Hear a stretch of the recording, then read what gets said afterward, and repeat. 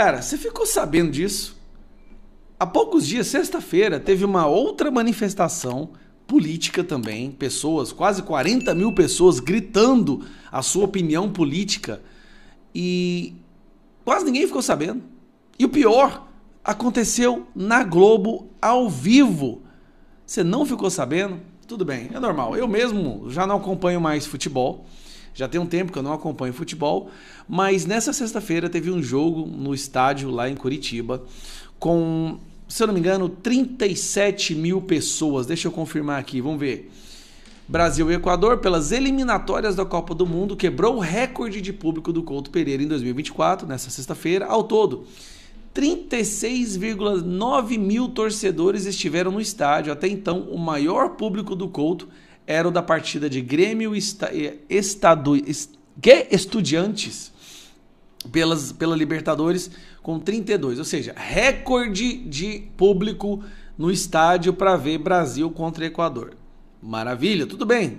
Mas por que isso se tornou relevante? Por que esse vídeo está viralizando em todos os lugares?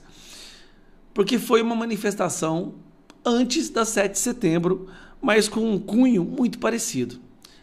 Aqui estava passando ao vivo, na Globo, olha o símbolozinho da Globo aqui, ó. Tava lá passando ao vivo na Globo, e enquanto os comentaristas estavam ali fazendo o seu trabalho, de repente essas 37 mil pessoas começaram a entoar uma frase.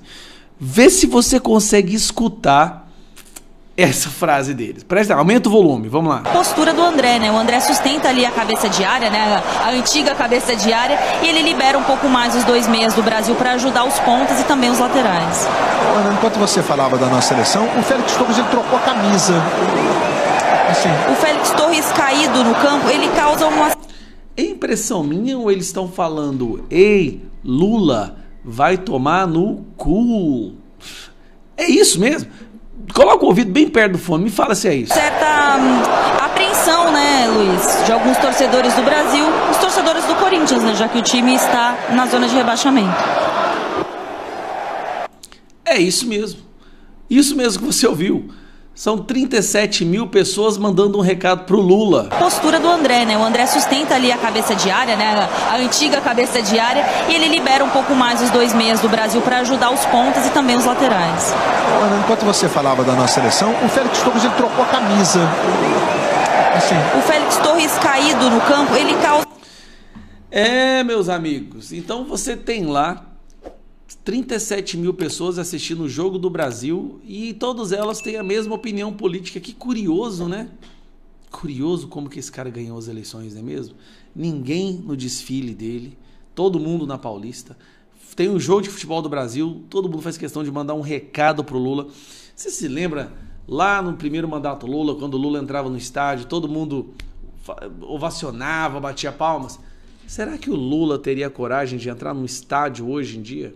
De qualquer time. Não precisa ser seleção brasileira não, tá? Qualquer time de futebol da Série A. Você acha que ele teria coragem de entrar? Acho que poderia até ser do Corinthians. Você acha que o Lula entraria no estádio do Corinthians?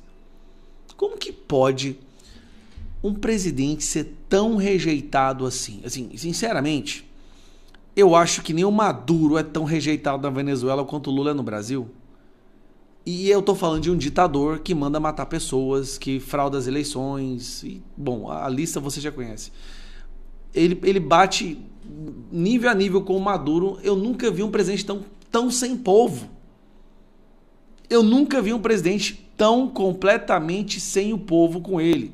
Na verdade, parece que o único povo que o Lula tem, e essa foto realmente é interessante, porque essa foto mostra o Lula abraçando os seus 60 milhões. Vocês viram a foto do Lula abraçando os seus 60 milhões de eleitores?